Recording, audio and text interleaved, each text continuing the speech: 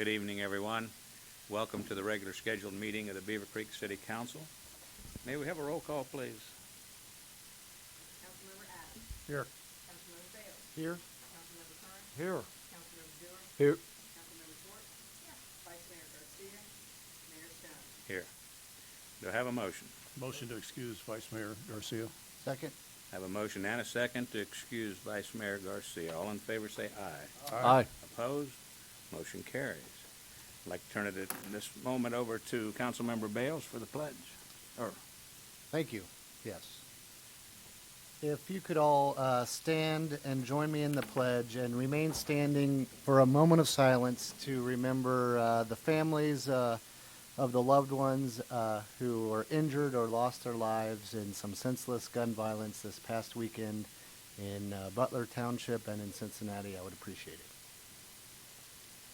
I pledge allegiance to the flag of the United States of America and to the republic for which it stands, one nation, under God, indivisible, with liberty and justice for all.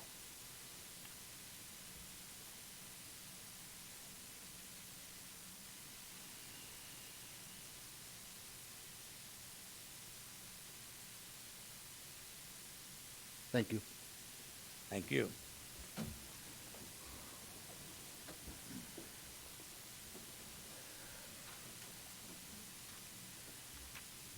All right, we have an agenda before us this evening. Any changes? Move to approve the agenda, Your Honor. Second. I have a motion and a second to approve the agenda as submitted. All in favor say aye. Aye. Opposed? Motion carries. We have a set of minutes to take a look at. July 23rd, the Council Management Strategy Meeting. Any comments, input? Second. I have a motion and a second to approve the minutes from the July 23rd Council Management Strategy Meeting. All in favor say aye. Aye. Opposed? Motion carries.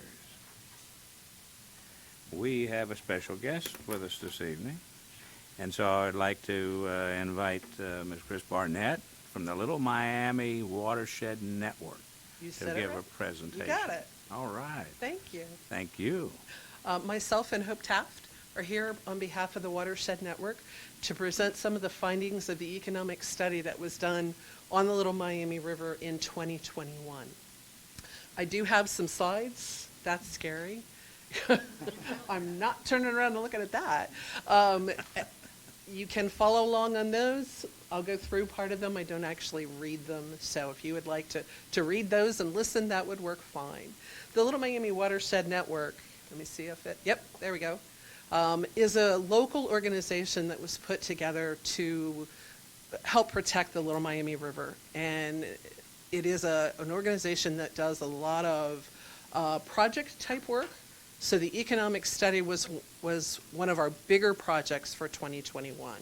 It was actually scheduled prior to that, but of course we all know that COVID happened, and we opted to go ahead and wait until COVID was over to see what the public outcry and the public interest was in the Little Miami River. The organization is made up of a group of volunteers, and we're all very passionate about the river, but we were getting a number of questions from folks just like yourselves of what's that river worth?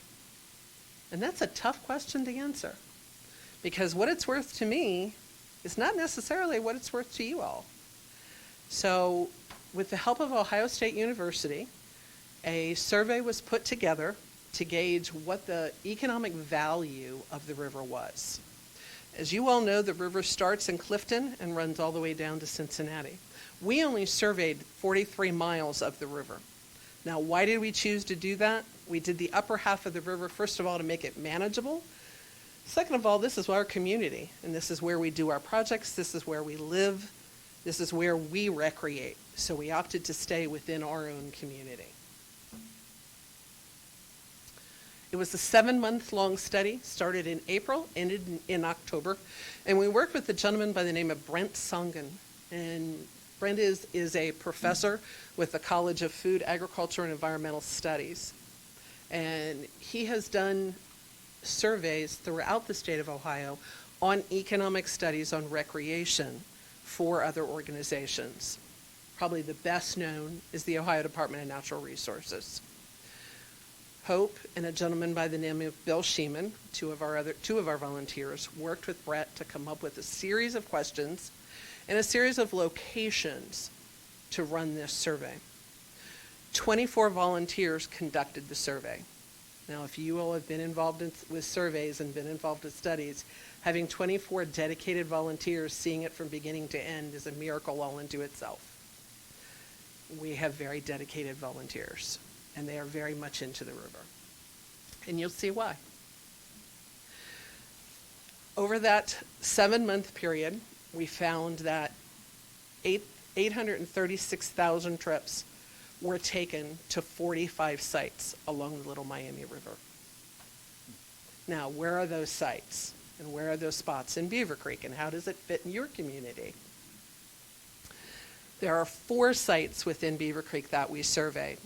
Glen Thompson Reserve, Beavercreek Community Park, Angels Pass, and the Narrows Reserve. And we counted the Narrows as 2 separate sites, the Nature Center and the canoe launch. And I know some of you, that park is sort of my baby. I was the naturalist there for 32 years, so I know that park inside and out, and I agreed with them as to having it 2 different sites. The people that go to the Nature Center are not the people that go to the canoe livery, or vice versa, which is why we agreed it to be 2 separate places to survey. We found that there were 125,787 trips in a 7-month time period taken to those 4 sites. That's a lot of folks going to visit your river and the river within your community. So what does that mean? Well, the largest number of trips were taken between May and June. That's pretty obvious. Spring comes out, you're ready to get out and about. June, you're trying to do stuff with the kids. Summer, it gets a little warm and buggy, so you're not out as much. Not surprisingly, the most active recreation were hiking and biking. Mr. Bales and I were talking just prior to your meeting, and we were talking about the value of the river, and I said one of the biggest values of our river is the fact that the bike path's built right beside it. Now, it's a benefit. It helps protect the river. It brings people to the river, and that biking and hiking at Angels Pass is one of the biggest reasons people come to that part of your community. The Narrows Reserve had the 2nd highest value for water sports. Of the 45 sites that we surveyed, the Narrows had the 2nd highest use for water sports. Now, when we're talking water sports, what are we talking? We're not talking boats and jet skis, obviously. We're talking fishing, kayaking, canoeing, swimming in the river, even though the state frowns upon it, they still do it. So, and the average participant spent 2.5 hours at each one of those sites.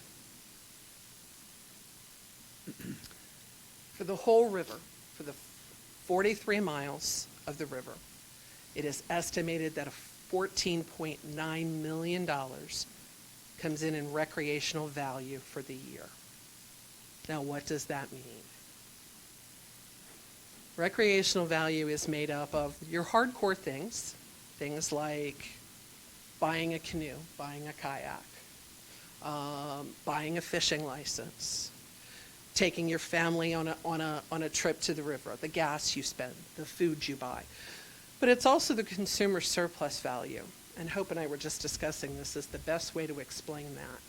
And the best way to explain it is, what's it worth to you? What's it worth to you to have the river in your community? What's it worth to you to have the scenic river right in your own backyard? Is it worth a little more to buy a house along the river? Is it worth a little more to have this accessible right in your backyard? And finally, there is a fancy-dancy computer with a matrix that's able to gauge all of that and gauge how much dollar value it is worth. And they gauged it at $14.9 million for 43 miles in 1 year. So what does that mean for Beavercreek? $1.9 million The recreational value is estimated for Beavercreek at 1.973,467 a year. That's a lot of money being brought in for the river.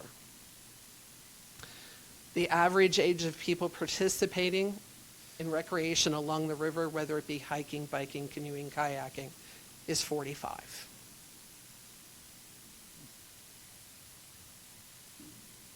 Across the 43 miles that the study was done, we estimated that it generates $346,500 per mile per year. If you take that 14.9 and divide it by 43, that's what it works out to be. So each mile of river within your community, that's what it works out.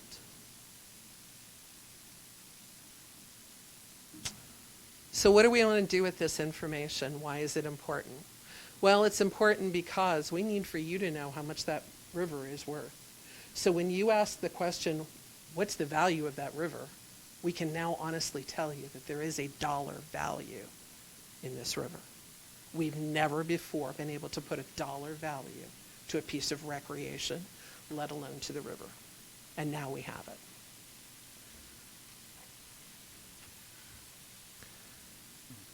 We want to look at the communities. We're trying to talk to all the communities and talk to them about how to preserve and how to protect the river. And it makes more sense to you all when we come and say, we need to do this. We need to protect this river. We need to be careful how much we build or how much we develop or how much trash gets thrown, or we'd like your help in cleaning something up. Now you understand why.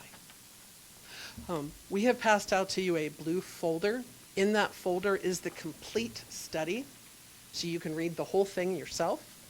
Lots of numbers, lots of figures. There is sort of a breakdown, a one-page sheet that sort of makes it all in a nutshell. There's a little handout that we're giving to all the public, so you have all of this information. Now more than ever, that river needs protected. Lots of development, lots of pressures on the river. And we're hoping that now that you know how much it's worth, if ever we need you, you'll understand why we're coming to talk to you. Questions? Yeah. That's what I say. It's a lot. Wow. Even those of us who are passionate about this river, we're in awe because we never anticipated that that's what it would turn out to be. And we went back to Professor Songen and said, you need to run that again. That doesn't look right. And he said, we've already run it a few times. It's right. So it's a lot. You know, So these values that in the report, Pardon me. they're purely recreational values. is that- correct. So you haven't even touched the value of the watershed and that sort of thing. We and have the not natural gone- resources. The 45 sites are all very similar to the Narrows and Glen Thompson and Angeles Pass. They're right up against or real close to the river. We've not ventured out into the watershed. So that is going to expand if and when we ever venture out into the watershed itself, and all of the tributaries. Because the river obviously has a purpose beyond just recreation. Absolutely. That's where I was getting, going with that. But Absolutely. yeah.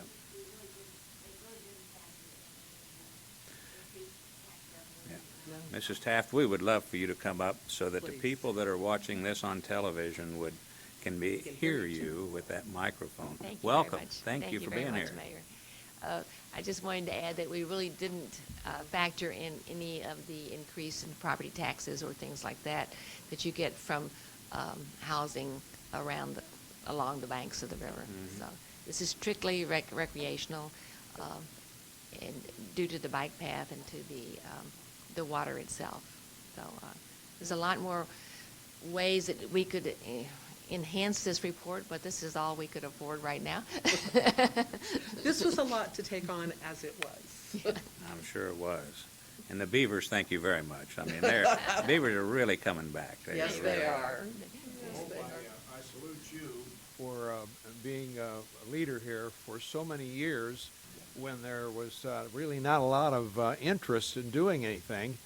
And you pursued this, and I just want to personally congratulate you and wish the organization and certainly Beavercreek standing with you to really make this a success. And it's very, very valuable information, and the river means a lot.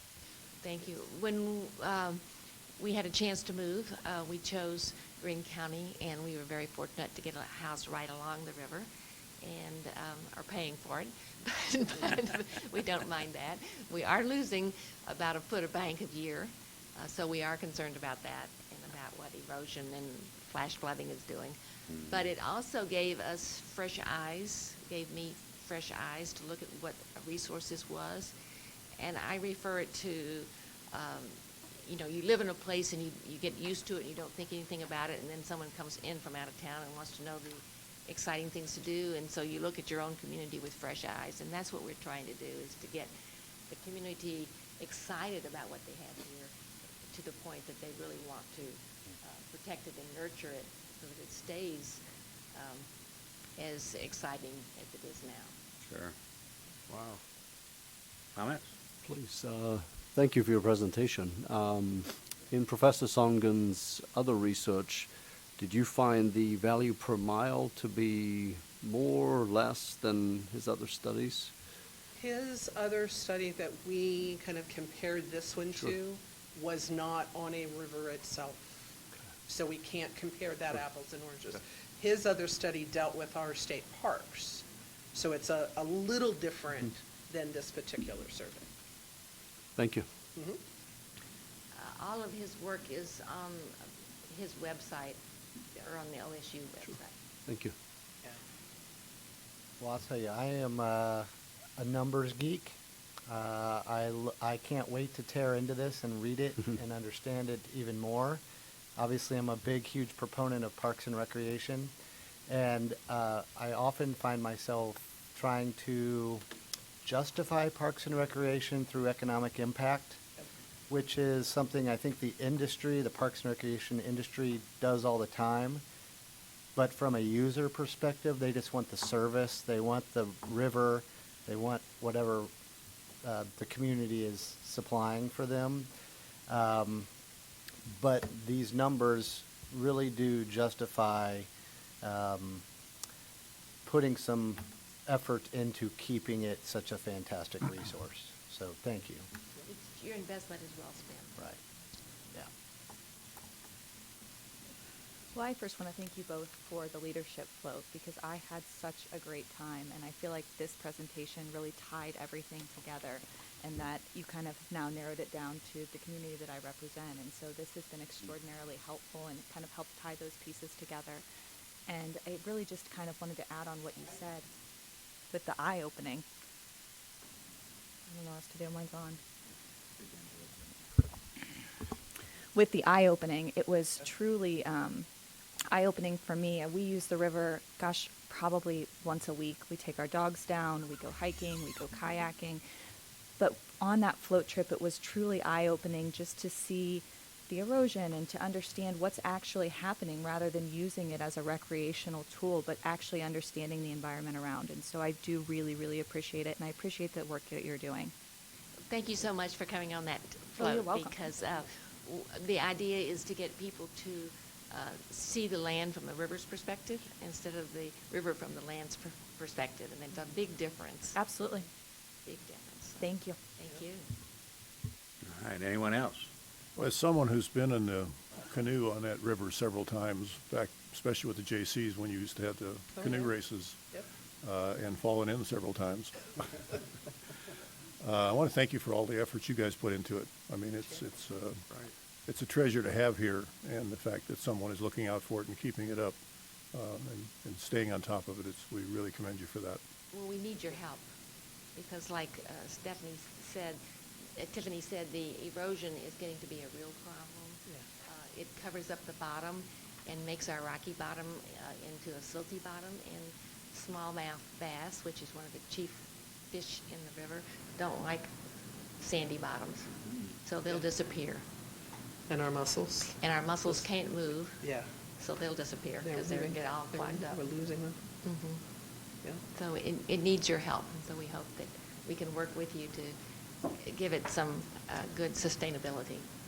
Well, I hope we can find a way to disseminate some of the information that you all spend all your time gathering so that we can get it out Right. easier and quicker to some of our residents. The small handout that's in there, I have some of those.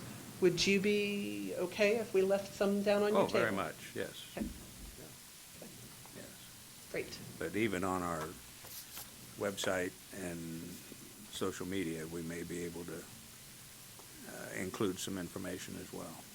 That would be So great. thank you so much for Thank you.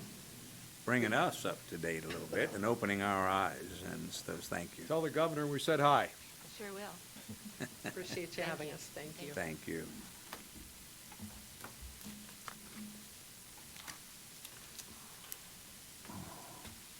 And we will not be a bit offended if you decide to just pitter-patter on out, but we are going to move on.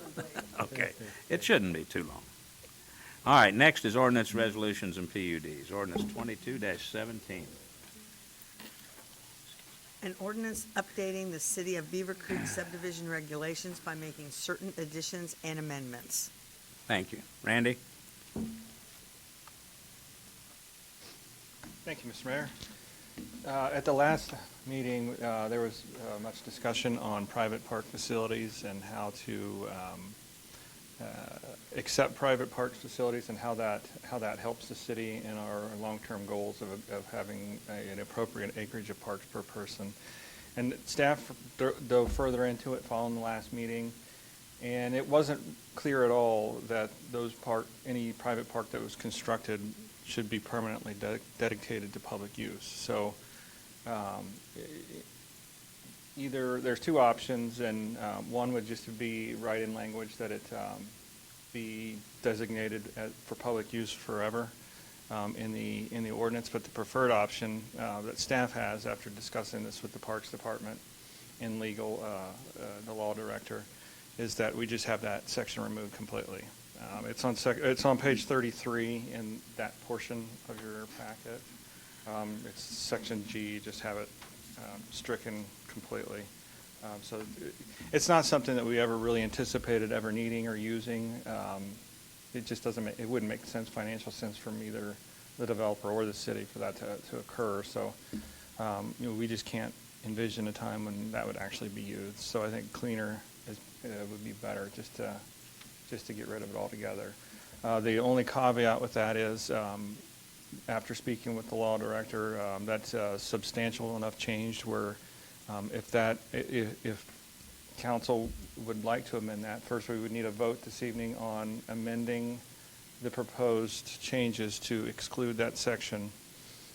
And if that amendment passes, then we'll have to go back to the first reading and start the process over. So go back to another public hearing at the next available, which I believe would be the first one, September 12th, would be the next available date for us to be able to, because we have to advertise at a certain time frame. So again, staff's recommending that section do be stricken from the subdivision regulations. I don't think that the extra month or so it'll take to get through the process is going to have any detrimental effect on any pending projects or not. And I think that it's a cleaner and better way to do it. This probably goes back to when we first imposed park fees, that was somebody decided they might be a consideration, but I can't imagine that we've ever used it in that. Yeah, thinking of it, every development we've done, we say, okay, park fees or land dedication or a combination thereof. It's never even entered our, mindset that, would you like to build a park that's, available to the public? Because it's just not something that we wouldn't think that it would be financially feasible. And they would be on, the homeowners association would be on the development, or on the hook for the maintenance and upkeep, and then it would be a constant battle between parks. If there's a problem with the slide, well, then we have to call the HOA and they have to fix it. So I just think it would cause a headache on the beginning and the middle and potentially the end of the whole thing. Randy, the way I read that also would be if they built a private facility for their neighborhood, they could potentially get credit. Yeah, and that's where I was So suggesting. like, it's not necessarily, they're not building a public park, they could be building a swimming pool for their HOA. No, I think we're taking Right, that and out. No, I'm getting there. I just wanted to make sure it wasn't public and private. Oh, okay. My other thought was, and I'm all in favor of taking it out, but perhaps we leave the title in there and we say, there shall be no credit given for private facilities. Because 20 years from now, when we're all gone and someone comes in and says, well, how about if I build a private park? At least we'll have a section in there that might address that. It would clearly state that it's not possible. I mean, instead of just discluding it from what you can do, it's also an inclusion of what you can't do, so. But That was just my thought, is like, because once it's gone and you've replaced that section with nothing, Mhm. you don't have any reference to private facilities. Yeah, that wouldn't be, I mean, you replace the language, what you have with no credits we given for private facilities. Either way, I think that's a substantial enough change where we'd go through the process. And I don't have a problem starting over on the procedure of coming back for a first reading. Pete, you wanted to add Let something? me clarify, it's really not a first reading, it's another public hearing which would be required. At which time, after that public hearing, it's really the third reading in a way, for which then City Council, per our charter, may then decide at that point in time to approve the amended ordinance. It also can, at that time, if you wanted more clarification, it could move it to basically a fourth reading after that point in time. But after the next, if you amend it here, then we'll also need a motion to approve, to advertise a new reading be scheduled for the amended ordinance. And then at that point in time, after our 15 days of advertisement, the first one is September 12th. So on September 12th, we'll have an additional public hearing, at which time, after that public hearing, you may decide to approve the amended ordinance. So that's kind of procedurally. And of course, if in amending this, we have it written, the cheat sheet, so to speak, to remove that section. But if, Josh, you can help me with if they want to make a motion, how that they would want to just keep a title and whatever kind of wording, legal wording we would put in there to no credit shall be given to a private park facility or recreational facility. While you're wording that, let's open it up for discussion on the change that Councilmember Bales suggested. Any comments on inserting that type of verbiage?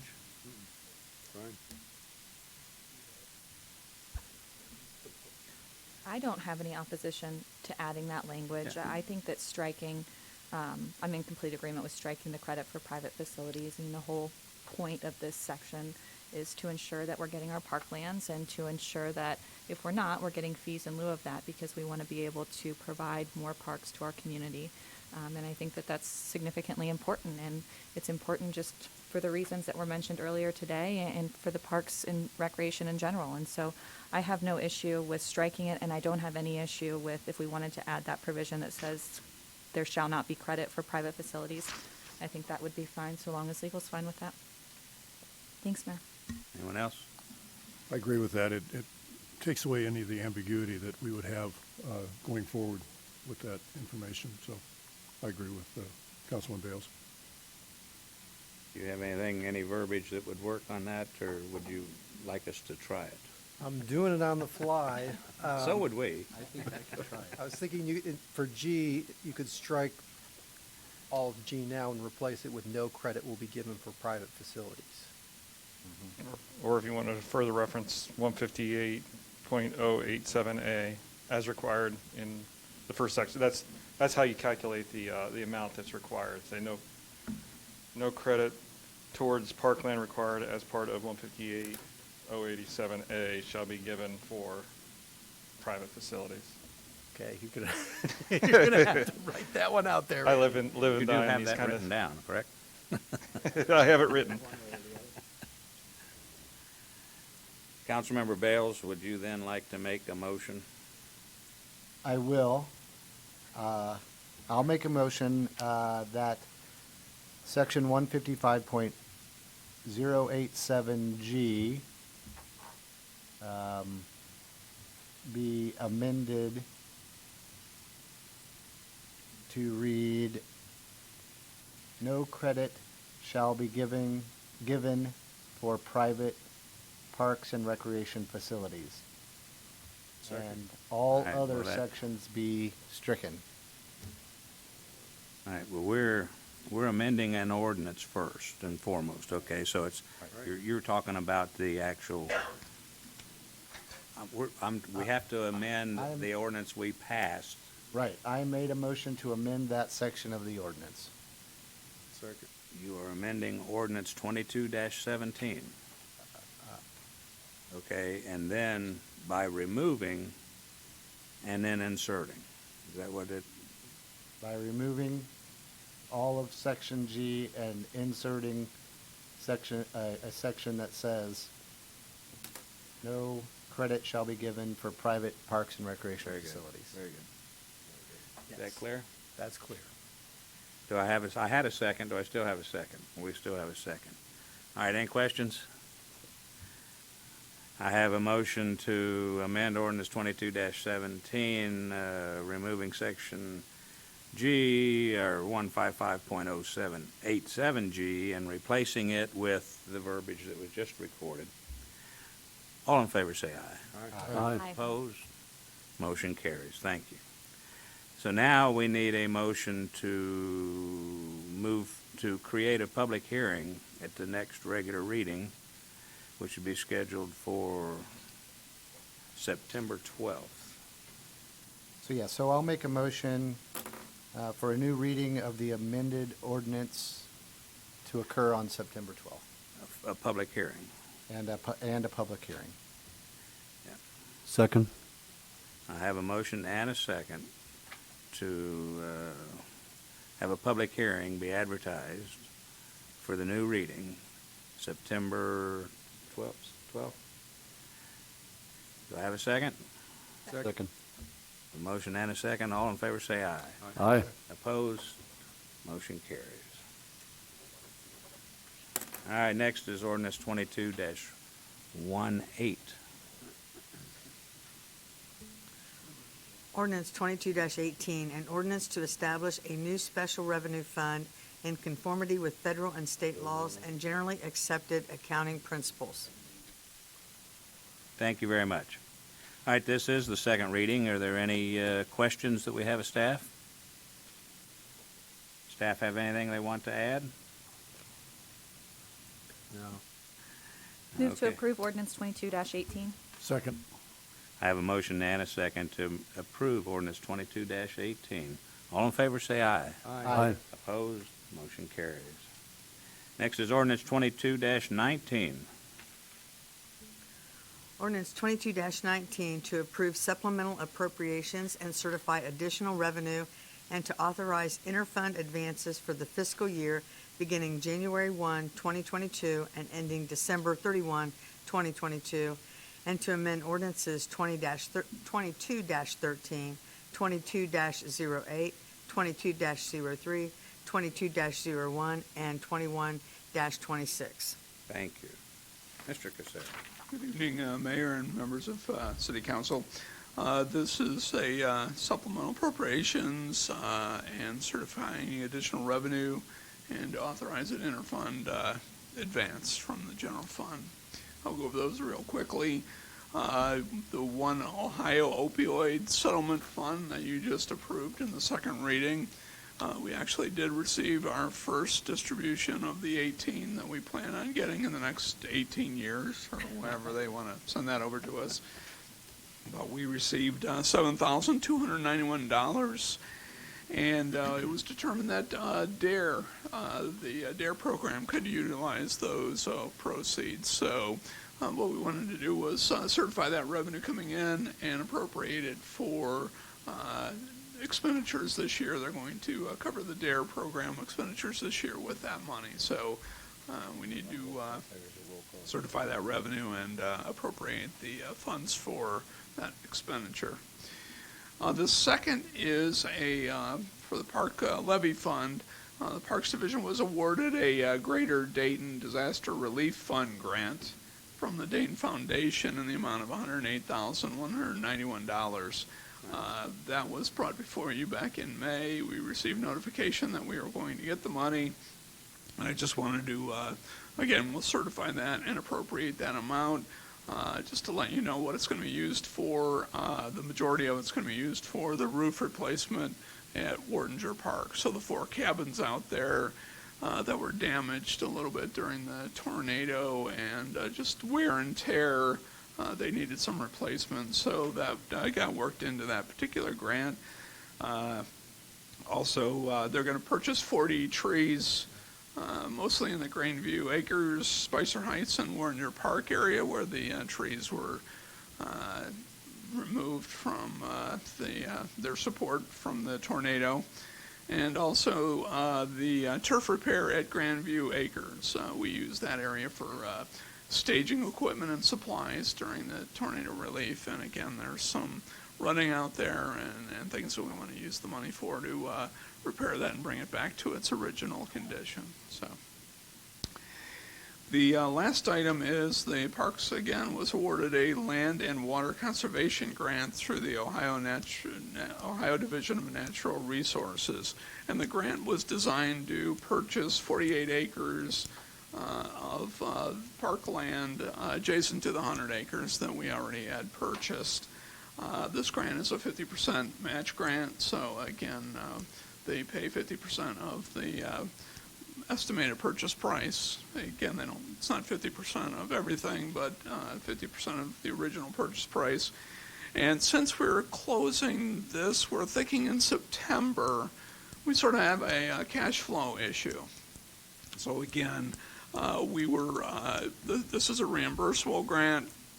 We have to buy the property first, and then we have to wait for the money to be reimbursed after we get that. And we also thought that the parkland lieu of fee funds would be higher. Right now, we anticipated them coming in faster than they actually did. So basically, the general fund has to send over an advance to that fund because, again, you can't have a negative fund balance at any point to fund that purchase. Use the fund balance and then wait for those funds and the grants to come back in. And then subsequently, the park fund will send the money back to the general fund. We anticipate all that to be done relatively quickly. We're not sure it'll be all done in 1 year, but we decided to put the in and out, the payback, all in the same year in the event that it happens that way. So we wouldn't have to bring back legislation in the event that we did get those fees or when we get that grant money back in. So that's what that transaction does. I'd be happy to answer any questions you might have. Anyone? Well, thank you. We appreciate that. Okay, we're usually very excited about the engineering getting a lot of grants and road projects, but it looks like it's all filled with park stuff here, so then that's a good thing, good sign. It is. Do I have a motion? Motion to approve ordinance 2219. Second. I have a motion and a second to approve ordinance 22-19. May we have a roll call, please? Councilmember Curran. Yes. Councilmember Dewar. Yes. Councilmember Adams. Yes. Councilmember Schwartz. Yes. Councilmember Bales. Yes. Mayor Stone. Yes. Thank you.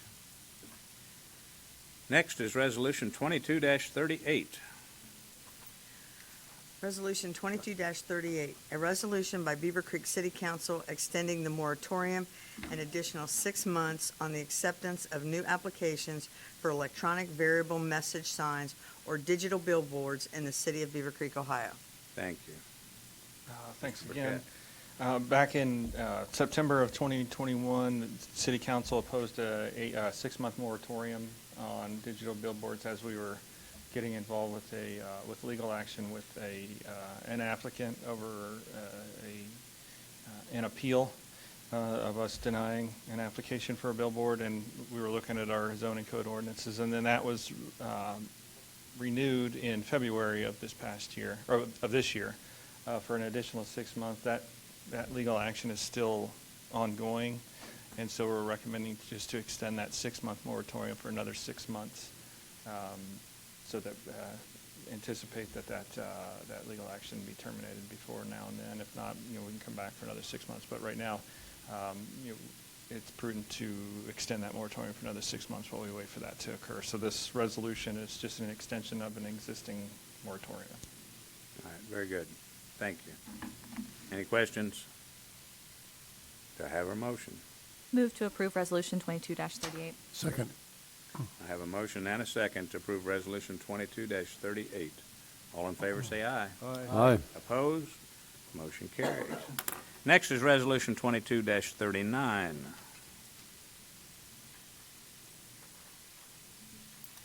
Resolution 22-39, a resolution by Beavercreek City Council authorizing the city manager to negotiate and execute an agreement by and between the City of Beavercreek and the Miami Valley Research Foundation to purchase approximately 48 acres of land from the Miami Valley Research Foundation to create a community park for public use with funds received from the National Park Service's Land and Water Conservation Fund grant. Thank you. And it all starts coming together. Mr. Mayor and council, this is phase 2 of this project. We closed on phase 1, which was the first 100 acres of the grant that we have received, and we have actually already been reimbursed for the first 100 acres. So this is the second one, the second phase of the 48 acres of the remaining part of the park that is going to be purchased. We have received a waiver. ODNR, National Park Service, is still finalizing. We've already received the notice of award from ODNR, then it goes through many hoops. ODNR and National Park Service has given us a waiver to go ahead and close on this property.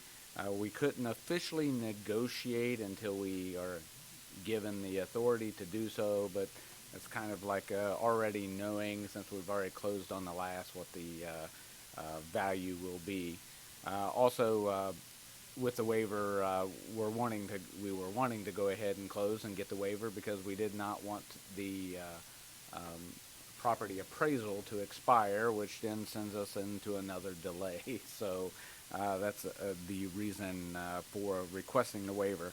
So if with this permission authorizes me to negotiate with the Research Park Foundation and also bring it to a close, which, as Mr. Caceres said, we are hoping to close by mid-September at the latest. And then we will be official park owners of the 148 acres. Yeah. So, All right, thank you. Questions? Move Comments? we approve Resolution 2239, Your Honor. Second. I have a motion and a second to approve Resolution 22-39. All in favor, say aye. Aye. Opposed? Motion carries. Thank you. Next, liquor permits.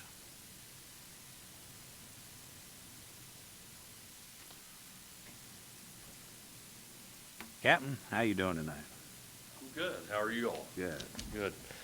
Liquor permit from the Ohio Department of Commerce and Division of Liquor Control sent notification of a request regarding the transfer of a D5 liquor permit from Wellington Grill LTD, which is at 2450 Dayton Senior Road in Beavercreek, Ohio 45434, to Edible Concepts 3 LLC, which will be doing business as Old Scratch Pizzeria at the same location. We conducted the records checks that were required by the Ohio Department of Commerce and Division of Liquor Control.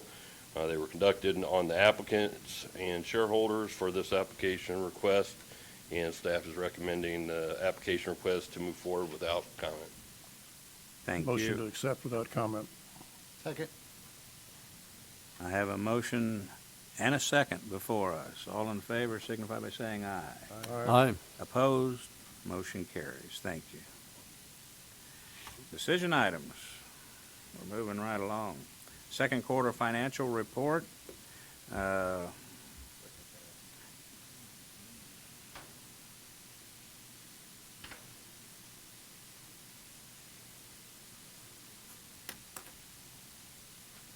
Never miss an opportunity to tell you the pluses and negatives of what's going on in the city here. Just a couple of quick overviews. We got our first settlement of the property taxes. It was about 2% higher than last year. That's been our average for many, many years now. So again, just so people think that with prices going up, we actually get more money. We get about the same money. That really depicts the cost of new construction and maybe some delinquencies being paid, that type of thing. So again, it's not that big of a deal as far as the increase goes. We also just received the settlement notice, so we'll have the second half by the end of the month posted, and we'll know exactly where we're at. But I would envision it'd be about the same amount. So just to let you know what the inflationary factor is for that. Hotel motel taxes are coming back. We're 38% higher than we were last year. Again, just caution you that it would have been a little bit higher, but we have one hotel that's been shut down for about 6 months. They had a lot of fire damage, and they're still offline yet, so they expect to be open in October, and so we'll get them back on the track here. Salt pricing, I don't know, you read the report. The new salt pricing, we were at 53. It came in at 86. That's a 33% or a 63% increase, $33. Basically, the bottom line is we knew this was going to happen. We filled up the salt barn to the limit. And so we've got the old cheap salt in there now, and hopefully that will get us through and delay us purchasing that at the higher price late in the season here. So I just wanted to let you know, too, that golf revenue, you've looked at that, despite the fact that we actually have played 1,200 less rounds than we did last year, which was a record year for us. The revenue is about the same, and again, that's predicated on the fact that we did increase the greens fees along the way to, again, for inflationary factors, knowing that that was going to happen, and we needed to increase the revenue to cover operating costs. Again, everybody's aware out there that we got the new carts, still waiting for the new utility carts to come in and the beverage cart, but the new golf carts are out there, and the GPS units have been installed and seem to be very receptive, everybody that's out there. A couple of people complaining about the cars shutting off when they go outside the golf course area, that type of thing. That's something they'll just have to get used to, or stopping before they get right on the green, which is a good thing. So again, out there at the golf course, the driving range is going crazy. Again, when it gets wet out there, the people can't play 18 rounds, but they get out there and practice up on the driving range. So again, that revenue has exceeded our expectations so far this year too. So overall, everything's looking good. Interest rates, obviously, you see those with the Federal Reserve flying through the roof. So again, we're almost at our annual projection already at 6 months. So be happy to answer any questions for you. There's a lot of detail in here. The other thing is that fuel prices obviously were affected by, just like that, by everybody else. Our fuel prices have gone through the roof, and the actual fuel consumption that we get for gasoline taxes is a little bit down from last year. So again, the higher prices have reduced the consumption. So again, we're getting hit on the revenue side, but our expenses, just like all the residents, is going with the pump prices. So just to let you know that's going on. So be happy to answer any questions you might have. Anyone? Report. No questions? Thank you, Bill. Do I have a motion? I'll move to accept the second quarter financial report. Second. I have a motion and a second to approve the second quarter financial report. All in favor say aye. Aye. Opposed? Motion carries. It is now council time. And you know what? We're going to not go to the far ends. How about Councilmember Adams, would you like to start? Sure. Thank you, Mr. Mayor. Excuse me. I attended the ribbon cutting for the pickleball courts, and I wanted to thank, I think it's the Pickle Pals, it's the name of the group, and also the Lofino Grandchildren's Foundation for their donations to make that happen. I was over there for that, and it was amazing how many people were standing there ready to play pickleball, and they seem to fill up the courts every time they've got it out, so that's great. I was able to attend the swearing in of another new officer, Garrett Caroli. We're glad to see that, and hopefully we'll see some more of those in the next month or so. Was able to spend a couple of days at the Greene County Fair, and also attended the first annual Sheriff Gene Fisher First Responders Hug Show. If you've not been to that before, or actually this was the first year for it, but they've done something similar for several years. But it was a lot of fun to go out there and watch these police officers and firefighters and dispatchers and our county prosecutor directing pigs around with a stick, you know. I was talking to somebody there, and I don't know what farmer, because I grew up basically on a farm, had the time to figure out you take a stick and poke pigs around. You know, they just don't have time for that. Was able to attend the first Thursday at Wolpert, and again, Wolpert did an outstanding job. They always do. They always seem to step up, and they did a great job there. I was also able to attend the last two concerts in the park at Dominic Lofino Park. I took my great grandkids to one, and then I took my dog to the one last night. And I got to tell you, that group that was there last night, 5, was amazing. That gentleman can really sing, so I highly recommend that. And I thank the Parks Department for putting that on. They do it. It's really a nice activity for our citizens, and it's free, which is really nice. And then finally, I'd like to remember the people of Eastern Kentucky for the flooding that's happened down there. I know a couple of people have actually lost some relatives there, and they've got a huge uphill battle ahead of them to get cleaned out. So we wanted to send our prayers along to the families and anyone that lives down there. And that's all I have. Thank you, Mr. Thank you. Councilmember Dewar. Thank you, Mayor. Believe it or not, I did about 40 hours of manual labor last week. I remember you saying that. For those of you unaware, I'm a deacon at University Baptist Church, and collectively we are building our new church sanctuary at the corner of Haynes and Kemp. So I had the privilege of working alongside Builders for Christ, people from really all over the country that are eating at our restaurants and staying in our hotels and helping with the hotel-motel tax. But Builders for Christ is a network of Christian laypersons with a vision in their hearts to build churches for congregations who are actively leading others to know Christ as Savior. And so I spent the week doing drywall.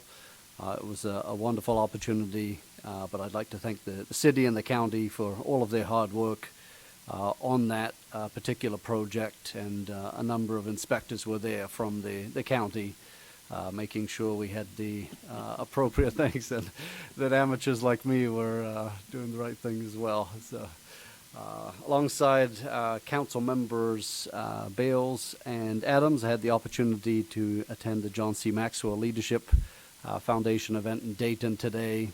We learned a little more, and I'll report back to the city manager later this week. But great opportunities to think more about transforming the communities and whatnot. So it was good. Thank you, Mayor.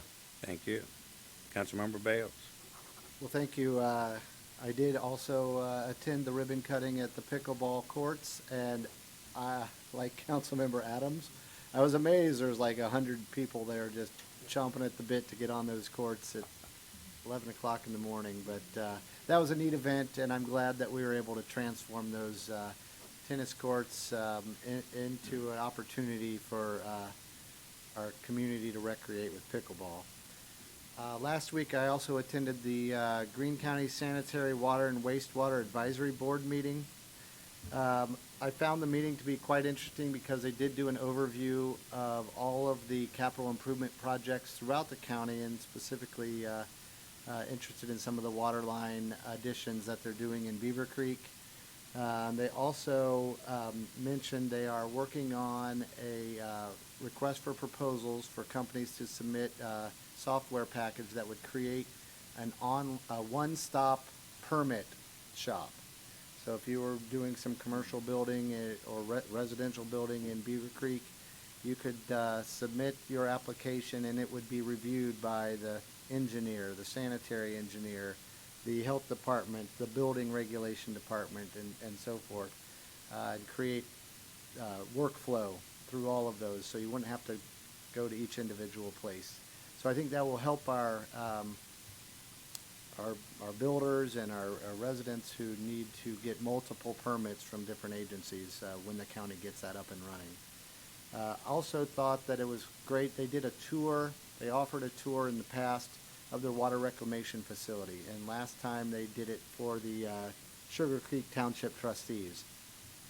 And for those of you who have never done a tour of a water reclamation facility, I would highly recommend it, because the process to take our wastewater and treat it and then put it back into our rivers, perhaps and potentially usually cleaner than the river, is amazing. So anyway, I did tell them that I would mention that, and if there was enough interest, they would set up a tour for us. So that's pretty cool. Very good. I also attended the Miami Valley Regional Planning Board of Directors meeting last week. They did talk about a couple of brand-new grant opportunities. I think the TAC meeting representative is probably aware of it, but they do have grant opportunities for additional road resurfacing, as well as EV charging stations. That pretty much, those EV charging stations pretty much 100% paid by an NVRPC grant for parks, government buildings, etc. So something pretty cool to think about. Speaking of University Baptist Church, and Councilmember Dewar mentioned the community build of that church, their pastor is coming to speak at our Rotary Club. Yeah, And so on October 21st about that project. Yeah. So if any of you are interested, or anybody wants to be my guest that day, I'd be happy to bring you out. Next week, school starts back for our kids, so be on the lookout for those school buses, and pay attention in the mornings, because there'll be a lot of kiddos out there. And the last thing I'll talk about is we've got some employee anniversaries. And we've got a ton of them in July and August. And what strikes me most is that the tenured employees here on this list is amazing, with the number of years that they've dedicated their career to Beavercreek. So I'll run through this. Jill Bissinger in Human Resources, 11 years. Joey Shope in Public Service, 1 year. Justin Tolley in the Police Department, 12 years. Deborah Barber in the Police Department, 5 years. Kristen Lay, Police, 5 years. Jennifer Stevens, Police, 18 years. Aaron Harris in Parks, 7 years. David Darko, Police, 25 years.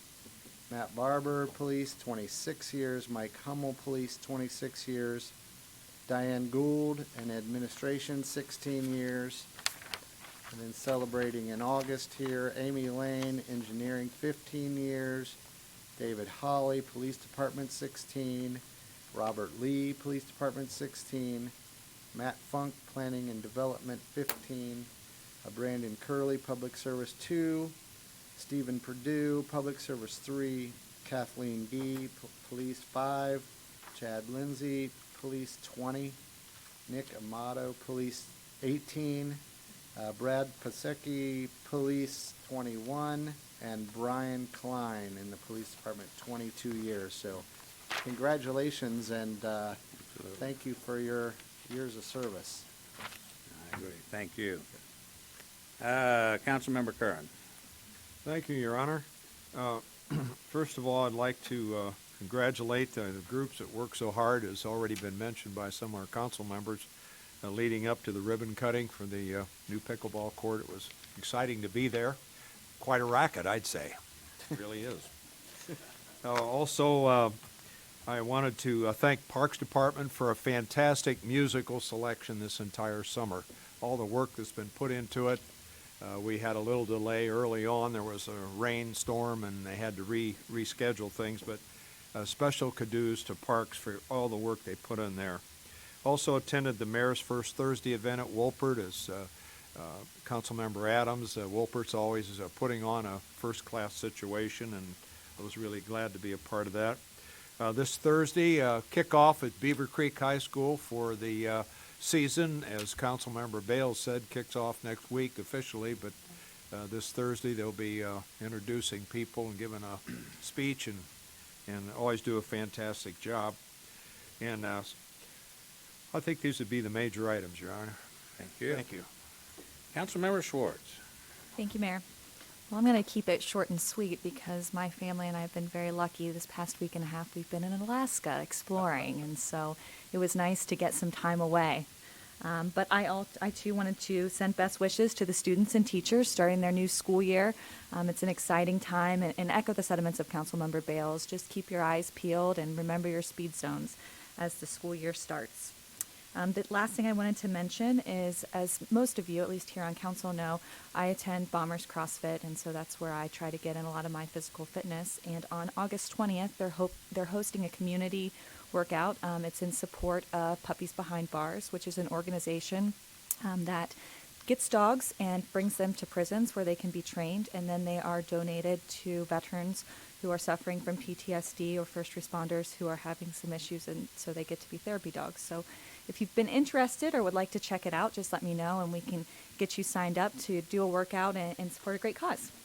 That's all I have, Mayor. Thank you. All right. All right, Mayor's time. And first, Glenn, I want to see your finger. I met the gentleman that lost his fingertip working on that building, but it is a beautiful facility that's being built, and I'm sure you enjoyed your spending that time there. The county fair, of course, is hot as always at the county fair, and I will add that it's much more entertaining to watch the herding of the hogs than it is to be in the pit. The one year I was in the pit, I think all clothes, shoes, everything went in the trash. I mean, that's just the way it is. But no, it's always fun, and I'm glad that this is going to be a great thing that you're doing with getting the first responders involved in that, and I think they'll enjoy that very much.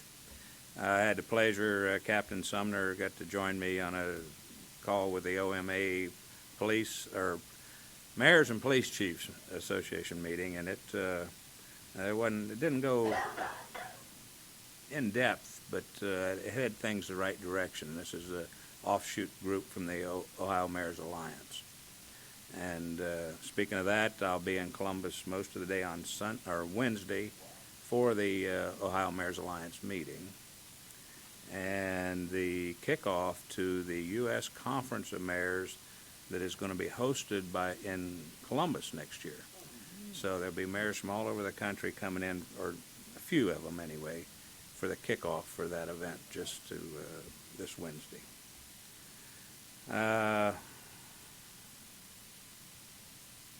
I think that's just about it. It's been a great couple weeks. I did cut the ribbon at the pickleball court, so I guess I must have been there. But anyway, that is a facility. Every time I go by that Lafino Park, the last few days, there's been somebody in there playing, so that's good. All right. Well, I'm going to quit with that and turn it over to the city manager. Yeah, as Katie and I were pulling up to do the pictures and everything for the pickleball, we were like, "Are you kidding me?" The number of cars and people, we were like shocked. So congratulations, that was awesome. Also, I wanted to give a shout out to David Darko, Sergeant Darko, who was mentioned as a 25th year anniversary in July, is retiring effective August 13th. So we wish him well, thank him for his many years of service to the city of Beavercreek, and wish him well. Just a couple announcements tonight. Factory Road Widening Project, Creekside Trail Bikeway will be closed beginning today at Factory Road closing, and this is going to be closed for 12 months to complete the bikeway closure. Just because of safety, and construction is never easy, and there is a detour that will be posted, and we know a lot of bike enthusiasts and are not too happy with this, but after looking at this, we can't ensure safety without the closure of this. If you have any questions, though, please feel free to contact the engineering division at 427-5513. More road work. This is exciting because this is the end of it. Not like Factory is the beginning of it. This is the end of this. County Line Road, they're expecting to basically put the final touches on it. They've been milling and grinding the road for the last couple of weeks.